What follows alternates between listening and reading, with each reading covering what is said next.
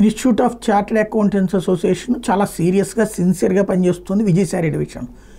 ఆయనకి అర్హతలు తీసేసేయండి, ఆయనకి చార్టెడ్ అకౌంటెంట్గా మేము క్యాన్సిల్ చేస్తున్నాం, ఎందుకంటే ఆయన దుర్వినియోగానికి పాల్పడ్డాడు తన విధుల్ని అని. చాలా మంచి పాయింట్, బాగుంది. దాని మీద ఆయన కోర్టుకు వెళ్ళటం, కోర్టు గతంలో ఆ ఆర్డర్స్ని కొట్టేయటం ఇవన్నీ నడుస్తున్నాయి. అయితే ఒక సందేహం ఏంటంటే, ఇవాళ మొన్నే దుర్గా కోఆపరేటివ్ బ్యాంక్ అనుకుంటే విజయవాడ, దానికి సంబంధించి క్లోజర్, లేకపోతే అంతకుముందు చార్మినార్ బ్యాంక్ దగ్గర నుంచి రకరకాల బ్యాంకులు, లేదా ఇవాళ అనేక కంపెనీలు, విజయమాల్యాకో ఇంకొకటో వీటన్నిటిలో కూడా చార్టెడ్ అకౌంటెంట్ల మీద ఇట్లాగా అంటే చార్టెడ్ అకౌంటెంట్కి అయితే తెలిసి ఉండాలి కదా, వాళ్ళ నివేదికలో పొందుపరిచారా లేదా అన్నటువంటిది.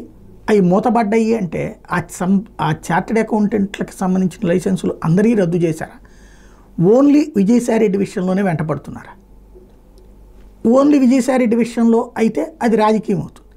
అందరి విషయంలో ఇట్లా తప్పులు చేసే ఒక సంస్థ తప్పులు చేస్తుంటే సమర్థిస్తా చార్టెడ్ అకౌంటెంట్లు ఉంటే అందరి మీదనే చర్యలు తీసుకుంటుంటే ఆ అసోసియేషన్ ఉండే గౌరవము ఉంటుంది. మరి నిజంగా వాళ్ళు ఏ కేసుల్లో ఏ చార్టెడ్ అకౌంటెంట్ల మీద ఎలాంటి యాక్షన్ తీసుకున్నారు వెల్లడిస్తే బాగుంటుంది.